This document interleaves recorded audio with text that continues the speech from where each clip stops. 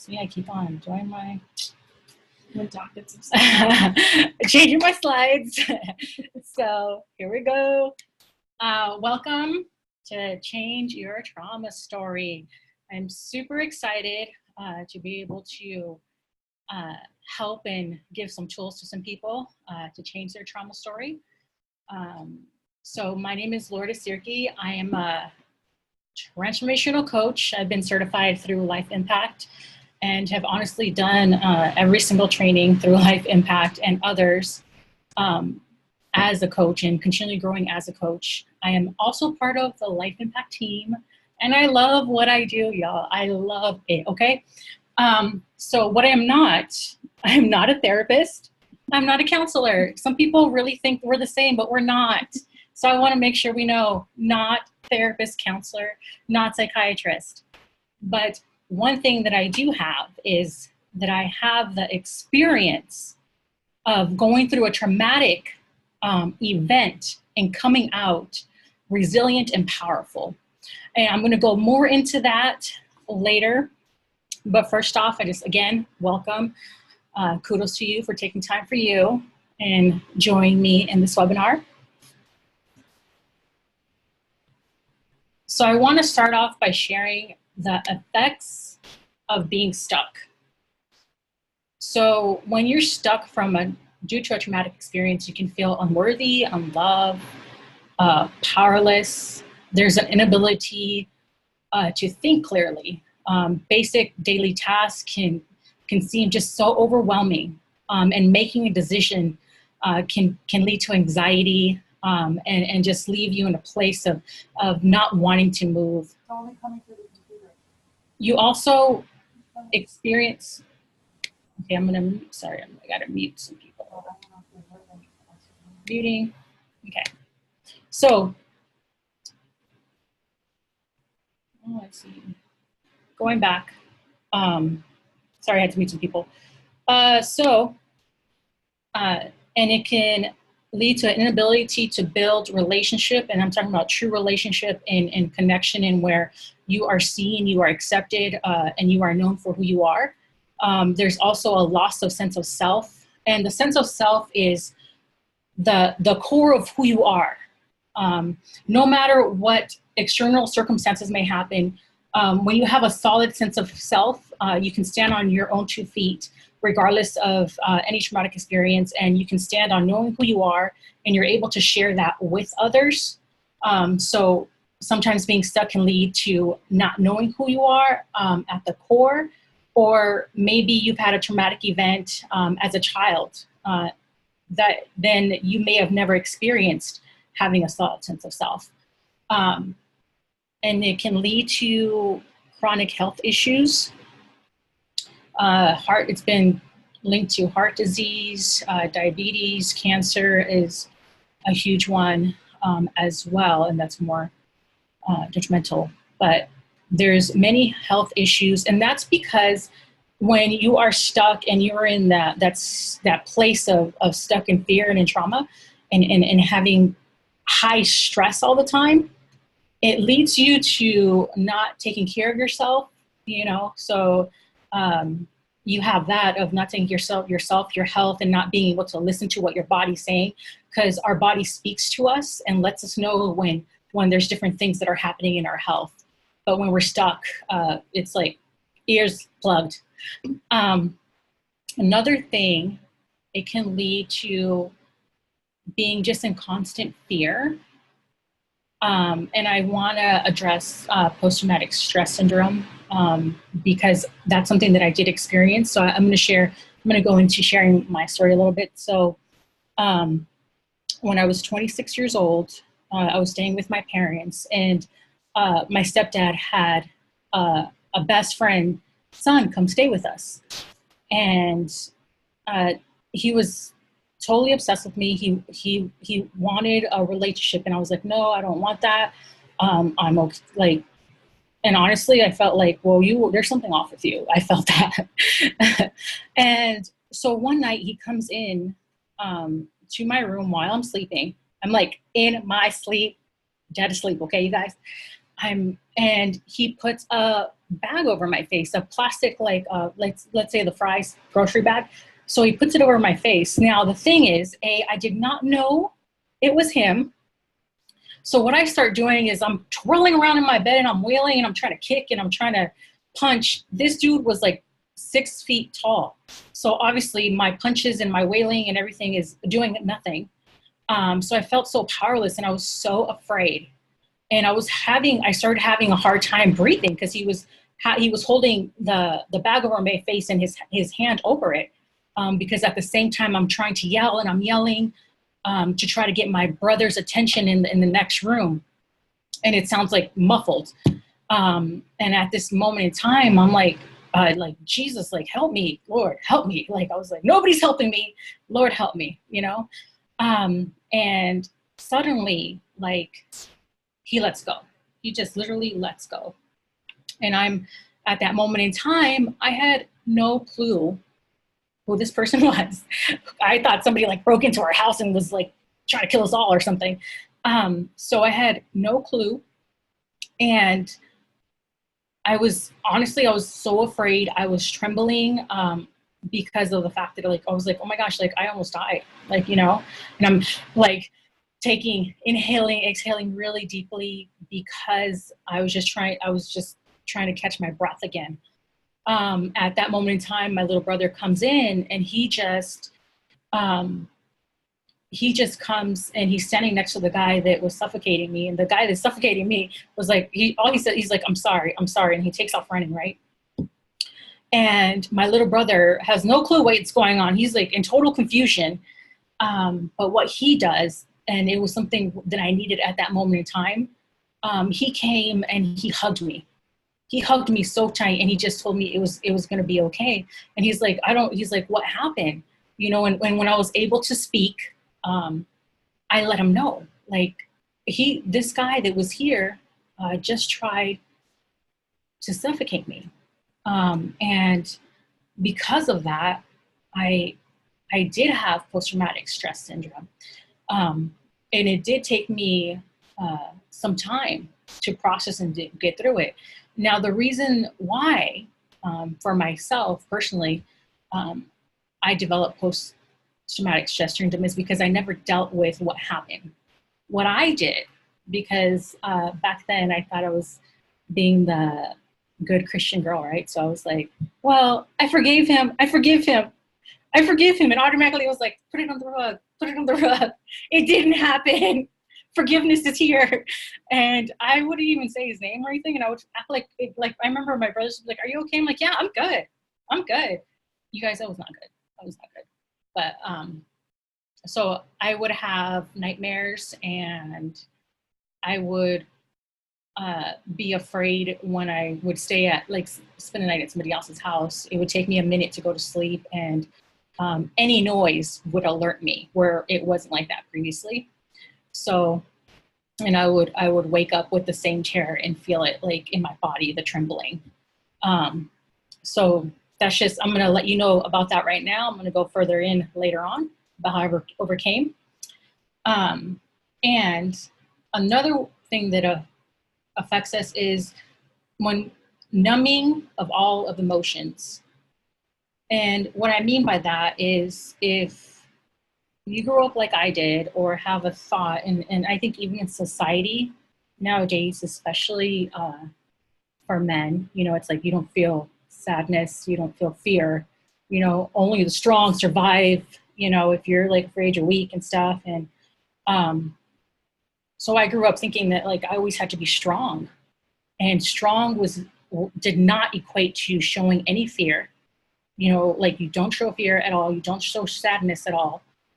You just show the positive feelings, like happy and stuff. But when you numb one emotion, you numb them all.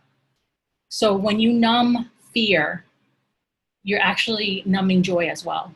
So you're not able to get as excited as you naturally would because you're trying to control that. So knowing that. And when you're numbing, usually people do that with negative habits. You know, I have on sheet because the on sheet's for me.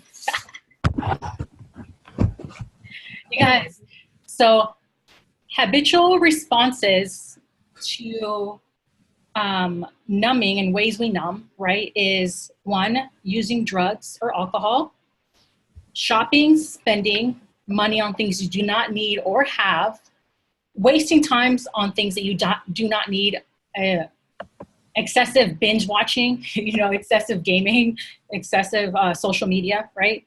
Fighting, arguing with others, me against the world kind of thought, compulsive sex, excessive eating, dieting, or purging, avoiding people, places, or events, smoking, eating things that are not good for you and you know they're not good for you and for your body, repeatedly checking like texts and emails, facts, information. And that's just like when you're around people thinking of, you're just trying to find ways to check out when you're in the presence of a friend or family or anybody that you're just not really there. You're doing that by checking the texts, by checking the emails and finding a way out, finding excuses.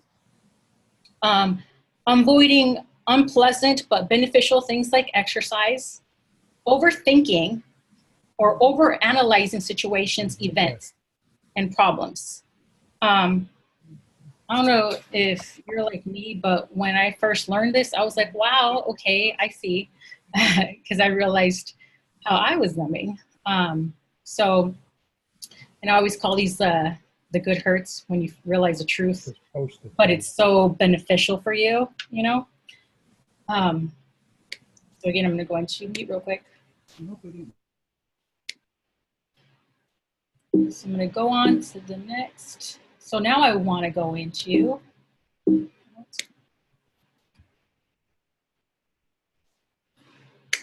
3 tools to change your trauma story. Yes, I am so excited to share this with you. Okay, number 1 is acceptance, okay? Accepting negative emotions are as important as positive emotions. They are God-given emotions. They have a purpose. And tonight I'm just going to focus on fear, just because of the time. And I think fear is a major one that we usually try to avoid. And just to say this, I am not talking about the spirit of fear. I am talking about fear as a basic emotion that was God-given, that every human being has. Fear is a basic emotion. So when the voice of fear, it comes from our body, right? And the voice of fear as a basic emotion is you fight, you flight, or you freeze. Now, when we are in a situation where we're in danger, where my life is in danger and in threat, these are going to kick in, right? There's going to be the fight. Either I fight, either I take off running, or I freeze. And the freezing is literally a way for us, we do it as a way to numb us from the pain that's happening. So that's why fear, and it's another, all 3 are a way for us to survive, and no one knows how they're going to respond. And in times of like feeling attacked, for example, like if there's, I'm out in the woods and bear comes after me, I know that I need to freeze. I hope I freeze, okay, you guys? Because I know I'm gonna survive. I hope I don't run, but I don't know what's gonna really happen because I've never been in that situation. So that's just an example. Though that should kick in, though. That should kick in, you guys. And the job of fear is to warn us of something dangerous. That's its job. And it does that very, very well. So, and one thing about fear is that fear doesn't know the difference between a positive change or a negative change. It doesn't know, it's just supposed to activate when there is change. Because we, as humans, we have a subconscious and a conscious level. So on a subconscious is like our habits, our values and beliefs, our imagination. So, and it's where how you breathe, brushing your teeth. So you have this basic thing, and we function 95% of the time on a subconscious level and based on habits and a routine and repetitive nature.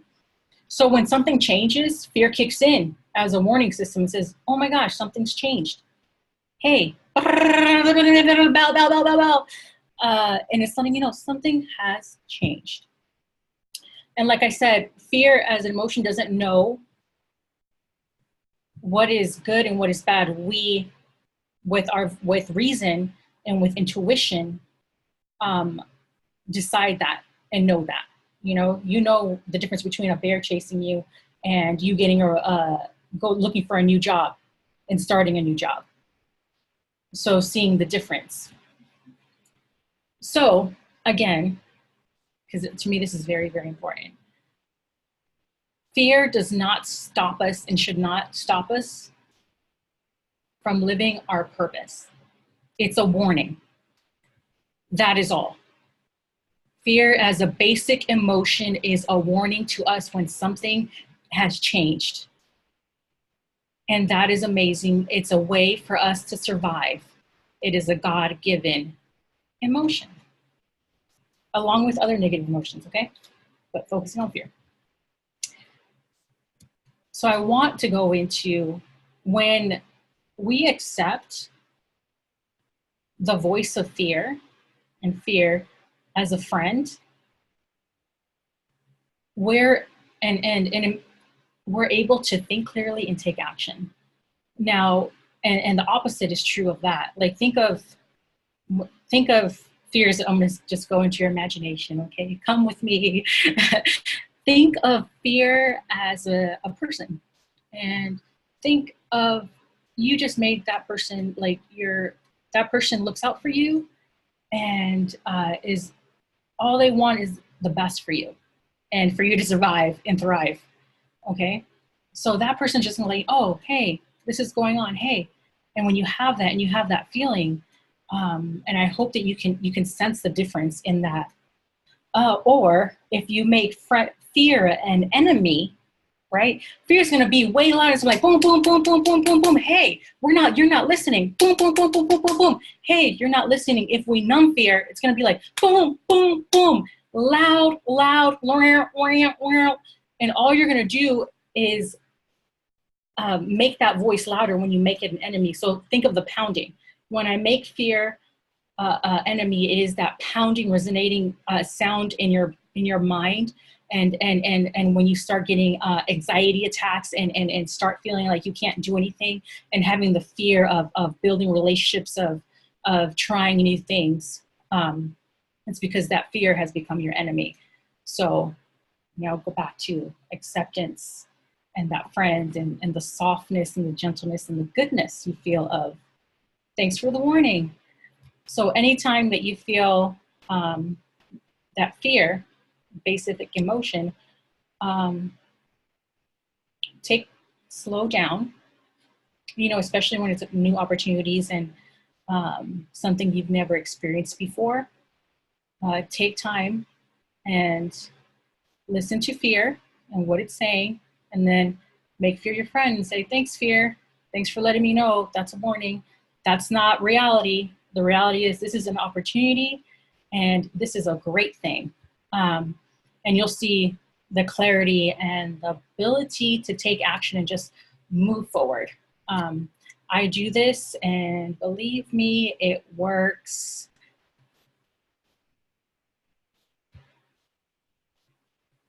So another part of acceptance that I want to talk about is accepting. So the reality is that trauma happens, traumatic experiences.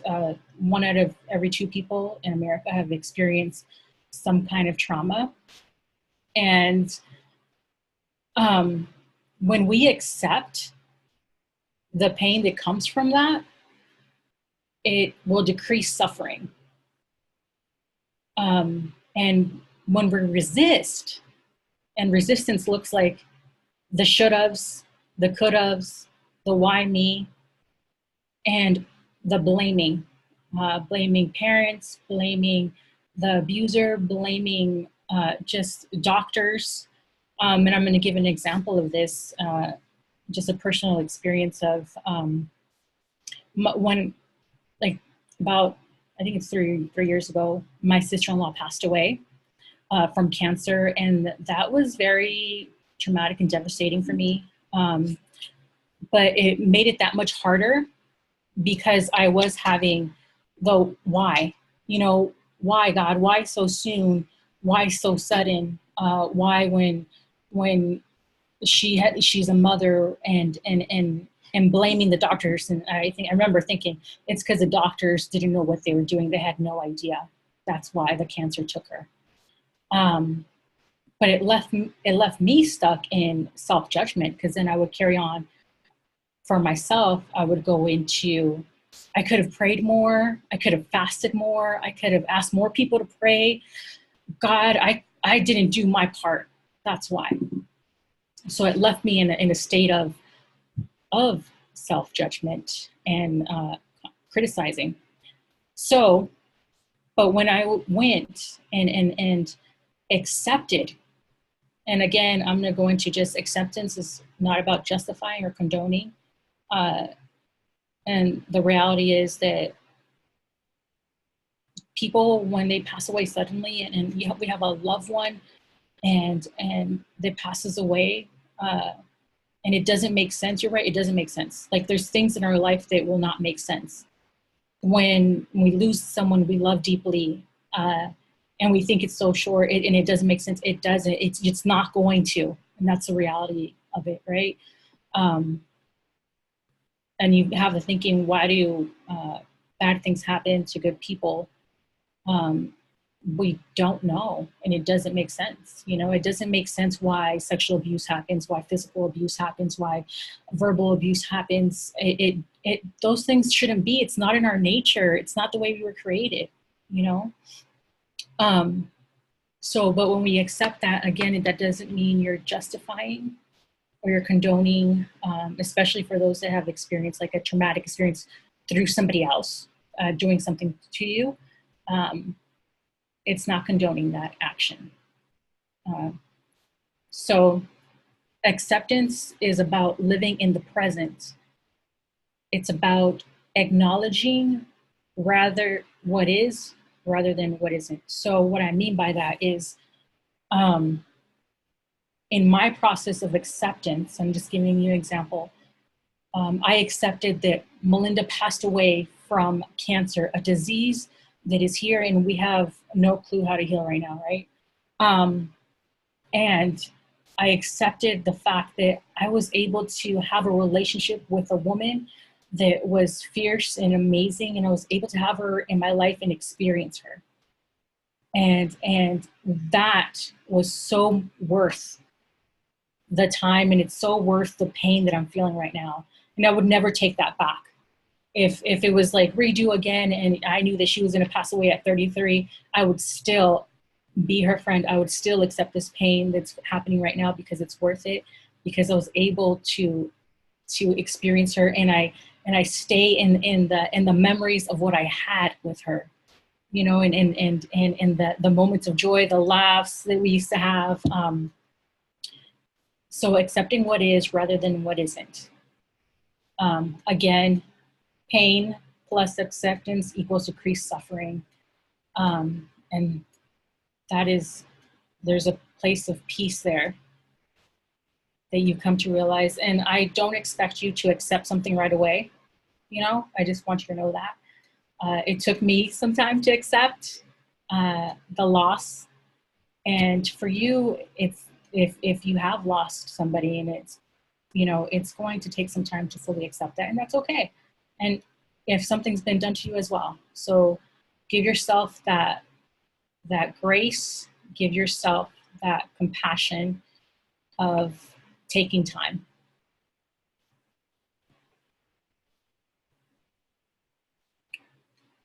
So I want to go into another tool that you can use. Again, one was acceptance. This one is when you create a new story, you're able to let go of the old one. So the old one would be the traumatic experience, would be the story that's happening in your mind over and over again. For example, for me, when I was experiencing post-traumatic stress, the story that I was telling myself constantly is somebody's going to come and do it again. Somebody's going to try to hurt me again. Somebody's going to come into my room. So that's the story that was underlining, playing in my subconscious. Okay? But when I created a new story, and I did that through visualization, and I like to say that's faith in actions, right? The substance of things hoped for, evidence of things unseen. So I use visualization, and that is using your imagination, because our brain does not realize the difference between imagination and reality. Crazy, right? So I started off by saying, I started writing. For me, writing is really helpful. For you, it could be whatever method, artistic work, of thinking of how to see your new story. So I would write, and I would say, I am sleeping peacefully in my bed. I am safe. I am sound. I am covered. I'm protected. I wake up feeling rested. It feels so good to get rest. Uh, and then I would go into just what does it look like? What does it smell like? What does it feel like? Because when we visualize something, it creates new neural pathways. Now, neural pathways are the things that are connected to habits and behaviors. So, and they're created by that. So when I am using my imagination and I'm visualizing, I'm seeing myself, and I'm seeing this new story, I'm rebuilding the pathway. So the pathway of, oh my gosh, somebody's going to come in and do something, was now, I'm at peace, I'm at ease, I rest. Was being, it's like, think of a new road being built. It's the grooves and everything. And it does take time. It can take up to minimum 30 days. And you must be constant and committed to this process, because it is not an overnight process. The same way it took time for those patterns and that thought process to stick is the same way it's going to take for the new story to stick and for you to be aligned. And what you're doing when you do that is you're putting your face into the future. You're directing yourself to go in the direction that you choose. So thinking about that. And again, another thing that makes this stick, we like to say stick, is be entirely present to your experience. So experience of the new story, of the vision. So this looks like taking time, like carve that time out for yourself in writing the story. And then where do you feel that? Think of, where do I feel this? And think of I'll give you 2 to 3 feelings that you get in your body while you're doing this. Using your 5 senses helps. Like, what are you smelling? What are you seeing? What are you touching? What are you tasting? And the reason why the 5 senses helps is because it increases we experience emotions through our body. So when you include that, it allows that to happen, and you get into that place. And again, your brain has no idea, imagination or reality. So, and another thing you can do is, if you have a safe environment and you're in that place of, and you're ready. Like, for example, for me, my place was my bed. So when I laid down to sleep, I would say, I would say those things and over again. And it was the same place where for me, the traumatic experience happened. So I was able to fully experience that.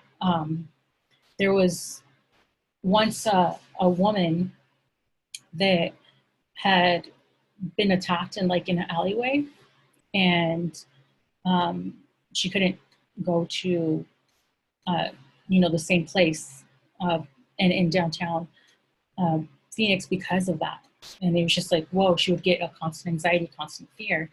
Um, but when she started creating that new story, she was actually able to go, her husband took her on a date and was able to experience Phoenix downtown in a different way. It created that healing that she needed. And now she just can go, and she goes there and she's just experiencing and enjoying downtown Phoenix without that fear. So that's just another example of how powerful I can rest. I no longer have post-traumatic stress syndrome. Like, I can rest and I am good. And I feel safe wherever I'm at, and I know that I'm safe. And that brings me great joy. So, but it was through this, it was a process, and it did not happen automatically, just so you know.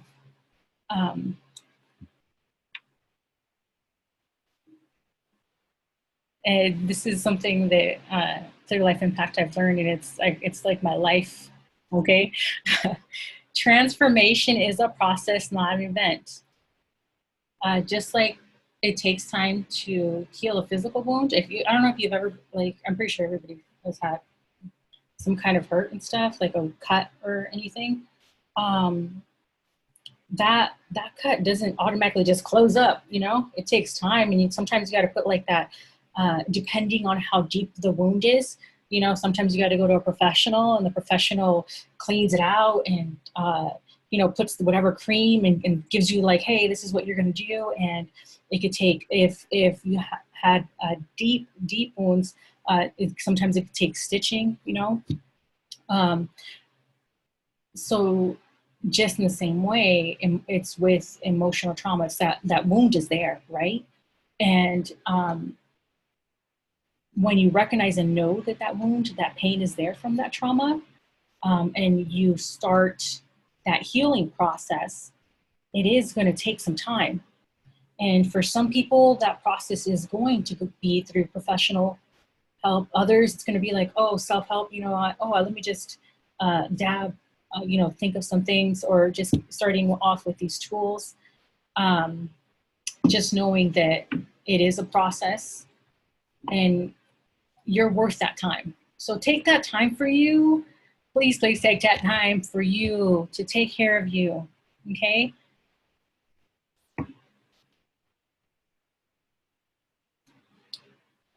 And I just want to share that, and this is very huge. Healing happens with true connection. And I know in this day and age, and the way society is like, move, go, social media, hey, text you, and which, okay, I love technology, okay? I'm able to connect with you right here, right now because of technology. But there's also this side of taking away that being present with that person. And there's actually a huge increase of anxiety with people. And there's the increase in suicide, and like, is insane. And it's because people are feeling alone, they're feeling isolated, like they can't share what's going on.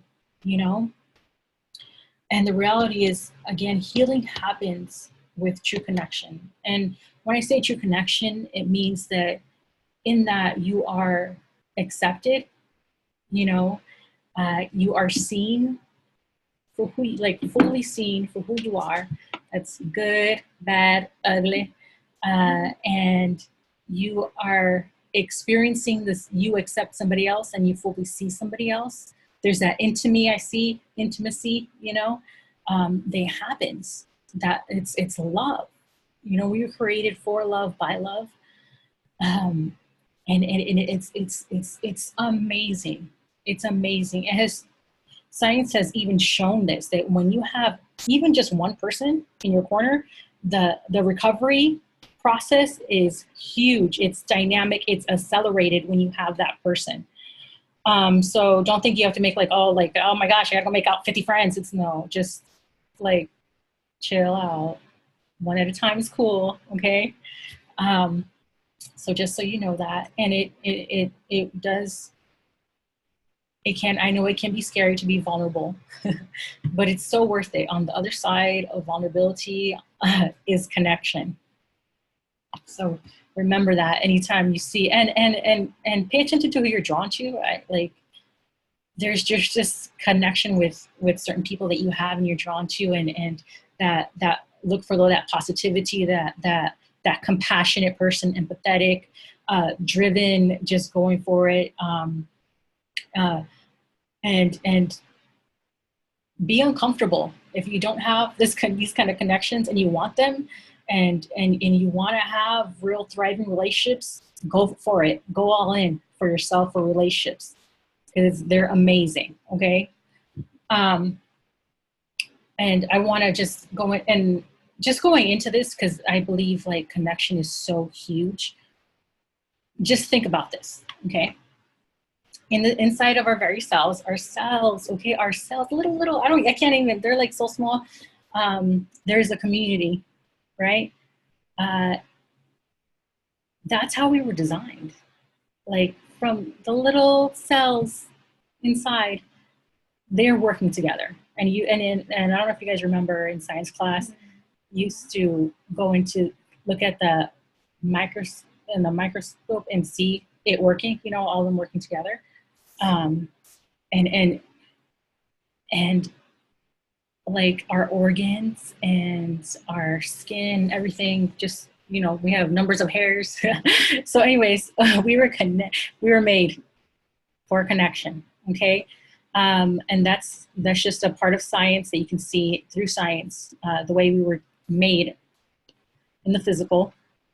Also, when you think about psychology, there's Maslow's hierarchy that says connection is a basic emotional need. It's like on the basic needs just as much as you gotta eat and you gotta drink water. It's that basic of it requires us in order to live a life of power, of freedom. It requires us to have those real connections. And our Bible says it all. It is not good for man to be alone. And that was not just referring to Adam and having Eve. That was referring to human beings as a whole. We are not created to be isolated. Now, I'm not saying don't ever have your alone time, okay? Like that's extreme. But I'm saying make sure you have that real intimacy, and you're showing your people around you the positive, the negative, who you are, those trusted individuals, okay? And yeah, so share with a trusted individual what you're going through. And if you don't have somebody right now, someone can be, look for professional help. It's totally okay to get help. However that looks like to you, and connect with somebody however that looks like. If that looks like to you starting off with a professional, that's a-okay. Because the thing is that you're starting off, and that's what matters. And if you feel like it's suicidal ideation or anything like that, remember there's the suicide hotline as well. So there's a lot of help out there for all of us. We just gotta be the ones to have that, just go out and go all in for yourself. So right now, I just want to open it up to see if anybody has any questions. Let's see. Okay, let me see. Tell them they can put it in the chat. Oh, you can put it in the chat. Like, questions? if you have any questions, right now. You can put it in the chat. I'm just going to give you like 2 minutes real quick, just so you guys have some time for any questions. And if you don't have questions right now, you can also respond to the email later on that you'll be receiving. I'll go into details later in a couple minutes. But yeah, any questions? You can move on and just say. All right, so I'll come back to. Oh wait. Are you reading it? Oh, okay, so it says not quite a question, but some thoughts, takeaways. It's wild how trauma highlights our needs. I would wager some, myself included, would never traverse these topics otherwise. Awesome. That is true. That is true. It does highlight our needs. Really good. So, and I will be sending, I have another question. Are you sending a link of the recording? Yes, I am. That'll be going out tomorrow for those that missed it. And if you want to share this with somebody else that you know is battling with trauma, you can. Okay. Creating a new story is like creating a new healthy pathway, your mind and emotions to direct our feelings. Yes, yes. So Alex, that I'm glad you got it down, man. Yes, I see you. I see you. Okay. So here we are. I'm gonna let that simmer. And again, if you have any questions. Thank you for addressing PTSD. Oh, you're welcome. It's real. PTSD is real. Okay, you guys. Yeah. So now, your question. I know everybody's like, okay, Lourdes. Oh, look. See, now I can't go into my little thing. What's next? All right. So what is next? So again, this was just beginning 3 tools. I didn't want to overwhelm you with too much. And honestly, first off, commit to yourself. And if you apply these things of accepting, of creating that new story and connection, you'll start seeing that healing process. But another thing, I offer packages. They're called Living from Your Core. And because it is my passion, my desire to walk alongside individuals that have gone through traumatic experience and walk with them through the pain and through the process onto the other side of living a powerful life and living free and victorious and experiencing that feeling of like, oh, I did this, I overcame, trauma no more, I am here on the other side. And if you feel like, oh, I'm having trouble thinking about a new life story, I'm feeling like I'm stuck in the effects and I need some help and I need some guidance, I am here for you. Again, I work with committed individuals. I want to say that I'm going to be 100 with you, 100%. I am offering these packages to those that are 100% committed to their process. And that includes you giving finance. It is a cost for the package, and it is worth the cost of the package because transformation and that growth is worth the cost of it all. So knowing that, you'll be getting an email with the packages and the different options. So knowing that this is going to be for, the packages are for those that are, I just want to be committed to breaking free, coming out. I'm here and I'm committed with you to be supportive, to be encouraging, and to be accountable and hold you to that. So that's one thing that I offer. Another thing, I'm going to have 5 slots for people, and this is for somebody that wants to experience coaching and really still has a lot of questions like, oh, I have no idea still. I have 5 slots for Living from Your Core sessions, I call them. This is a 60-minute session. It would be via Zoom, how we are right now, one-on-one with me, and it gives you the ability to experience coaching, to be able to talk about maybe something that's you don't want to share on here because it's too personal. We can have that session. So again, 5 slots. That'll be emailed you tomorrow with the recording. The first 5 to respond are the 5 that are gonna get the slots. So here's to you and to your commitment, to your growth. Know that you are worth it. You are worth the growth. You are worth the transformation, and to living a powerful life.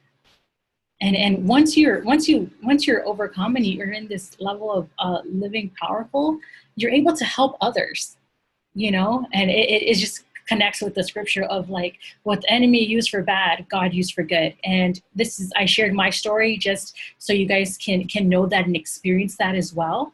I want to be very transparent with you in that of how I experienced, how I overcame, that this is not just knowledge that I have, but this is real life experience.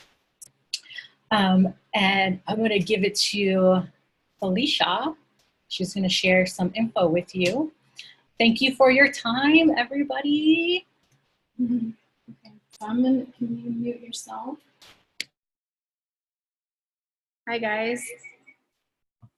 Volume all the way down. Okay. Did you all learn some really helpful stuff about trauma? Some steps to walk through it. I know I can honestly speak of Lourdes's ability with this because she personally walked me through the loss of my father. Before I get into that though, I know she's addressed a lot about loss and grief. What happened to her when the guy put the plastic bag over her head. I'm still like, that is like, probably every one of like our women, like a woman's fear she went through. But there's other sources of trauma too. That can be physical abuse, sexual abuse, whether being a child or older, emotional abuse, child or older. It can be the death of a parent when you're smaller, the sickness of a parent or somebody in your family. It can be a sickness you've experienced and been stuck in. It can be a lot of people right now are experiencing trauma secondhand by what we're witnessing, by all the shootings, by mass disasters. People are experiencing anxiety now more than ever before. It is an epidemic. And it can also come through just anything that happened that has you stuck. Sometimes we want to say, oh, my trauma is not that big. Or what happened to me isn't like having a bag put over my head, you know?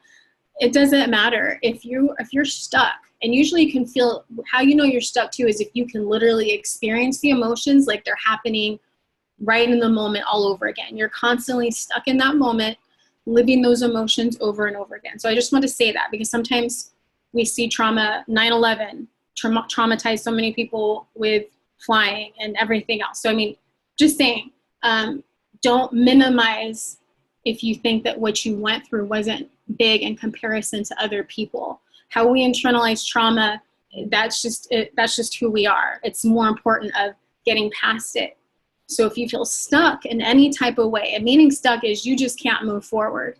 We experience this a lot. This is what Lourdes, if those that go through this, and I definitely recommend, if you are stuck, go through it. Because the price to stay stuck for the rest of your life is, what does that cost? What would that cost you to stay stuck where you're at for the rest of your life? And she is the person that can walk you through that. And I can say that because I lost my dad unexpectedly. And she was living with me at the time. And on top of losing my dad unexpectedly, there was certain circumstances around his death where, and I'll just share it, that they believe his wife had something to do with it. And so mix rage with grief. And I was like the biggest mess ever possible. And Lourdes, her questions, she constantly had me looking forward, even when I was like, I would want to say one moment completely just broken, till the next moment being like the Tasmanian devil and like seeking, like she definitely kept me from catching a case. I'm just telling you guys, seriously. From those two things, but no matter what, constantly inching me forward. And sometimes it wouldn't seem like it was big, but it could have just been thinking of something different for a moment. I've known so many people my dad was the first person I've lost that's that close to me. And, you know, I miss him, like she's saying, I miss him every day. But it doesn't honor him in any type of way by being stuck on his death. But I've known so many people before I lost my dad that had lost family members years, decades before, that were still stuck. And I often wondered, I'm like, man, I don't want to respond in that way, but I'm not sure how I would respond yet because it hadn't happened. And I'm so grateful for her, because there would be times literally I would be like crying and look at her and be like, how do you even know to be asking me this? You know, how like even just stop my tears and be like, who are you? Like to, you know, she has a gift and an ability. And this process is structured in a way to take anybody that's stuck. Meaning like you can't even dream, you can't even set goals. Maybe you're stuck in anxiety, whatever the case is, you're just stuck. And when you're stuck, you know you're stuck. Is that she has the ability to do it. So I'm saying right now, if you're not sure, take the strategy session. And if you are stuck and you're sure, get the package, point blank. On the other note, like Lourdes said, she is a transformational coach certified by Life Impact. She's also part of the team, and she has been trained in everything that we do. And she is a result of that. She's a product of the product, which is what we talk about all the time. All of our coaches go through their own process before they're even brought to the transformational coach part. Why? Because we know that in order to lead others into transformation, you have to experience it yourself. You cannot lead others where you have not been. And like we say, in fact, you will lead them to your own issues. You'll even lead them into your own traumas and your own beliefs of being scared about stuff, and your own limited experiences. And so if you are interested in what it is and how she has the ability to teach how she does right now and everything else, if you are interested in being a transformational coach through Life Impact, there will also be information in that email as well. And we have an incredible tribe, like she was talking about, support and community. But it has been awesome to have you guys all. There's a bunch of people writing on the chat, so I don't know if you've taken a look at it. Okay, so she's going to take it back. Like she said, you're going to get the replay tomorrow. Share it with people. It'll be up on our YouTube, but share it with people. It's not something meant to keep to ourselves. If you know anybody that's stuck, send it to them. And I'll let Lourdes address the questions. So, make sure I can hear myself. I just want to, because I saw just a couple of comments about fear.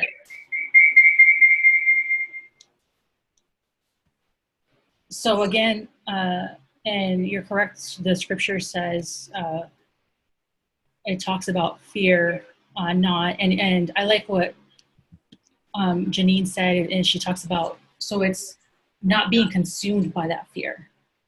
So think about that of when you are, we all know that fear is a basic emotion, but it becomes detrimental to us.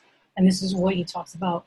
He's like, I haven't given you a spirit of fear, but of sound mind and of love, you know, because when we allow fear to control us and to overtake us and be consumed by that, we're not living the life that God has created us to live. And I saw Jesus walked on water, disciples see him and are terrified. And that part, that's the reverent fear of the Lord, which is something different. And honestly, imagine seeing something you've never seen before. It's like fear. I would have probably been afraid too. I'm like, oh my gosh, what's going on? Because it was something unexpected. Like you said, the unexpected and unexperienced and who walks on water, right? So it would have been something new, and it would have been alerting to any person. So again, that was, and knowing that they didn't stay stuck in that, they weren't afraid of Jesus the whole time after that, you know? And so seeing the difference of they experienced something, but they were able to continue walking, and they walked with the Lord from there on. So hope that makes sense and that helps you out. I know that when you have the biblical principles of fear not, it can, when you just hear fear, it's like, whoa, you know, I understand how that can be confusing. but hopefully I was able to help you in clearing that there is a difference in regards to the basic emotion of fear and being consumed by that. And that is all again. So last minute highlights. So you will be getting an email tomorrow with this recording. If you know somebody that's been stuck in trauma, you can share it with them. Remember to take the tools that you've received today and activate them. Practice compassion and curiosity with yourself. You are not defined by the traumatic experience. It is just something that has happened, and you are so much more than that. So know that. Take time for yourself. Take time to do self-care and love on yourself. And again, thank you for your time, and we'll see you soon. More webinars to come. Bye, everybody. Bye. Thanks, Lourdes. Bye. Bye. Thank